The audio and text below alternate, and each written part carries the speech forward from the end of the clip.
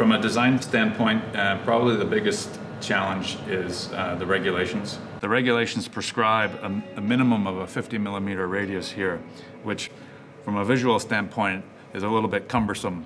And so for us, working on the race car, the challenge really was to embrace the functional requirements, also embrace the regulations, but then find ways of introducing that precision back into the car. And we've done that with actually the functional openings at the back of this shape. I think the most striking aspect of the 8 Series really is the proportion. Because we have this long hood, but then we have this gentle roofline going all the way down actually to the wing. And so we have this swan neck style wing, and so the feed for the air going under the wing is incredibly smooth. Another aspect of the car is the mirrors. We have that very iconic M hook to the mirror pointing back toward the car. But then we have this lower support element, which really is a critical element for the aerodynamic performance of the car. And so it has that interplay between that emotional expression of a shape, but also the functional aspect.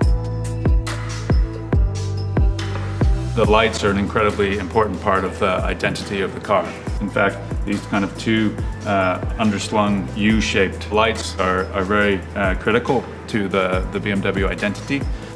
So with the corner lights, the space behind them is extremely limited. And in fact, there's a crash beam that runs across here, and there's also a support beam that comes down here. And so our shape is very much defined by those functional requirements, but it's also defined by the iconography of the production car.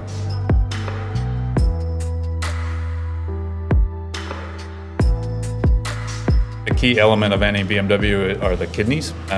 I think they're a very modern interpretation of what a kidney can be. And we've taken that opportunity to celebrate really the inside of these kidneys with color. And that's something that makes the car very recognizable, but it also gives us a chance to differentiate the two team cars.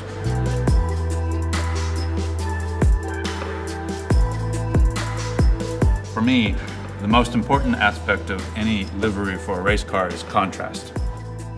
So we have these bold breakups, which give contrast, but then there's aspects of the layout that tie into the architecture of the car. So for example, this Hofmeister Knick, which is essential to any BMW, really sets up this relationship of the lines going all the way around the car, and it ties this whole greenhouse together in a way which can only be a BMW.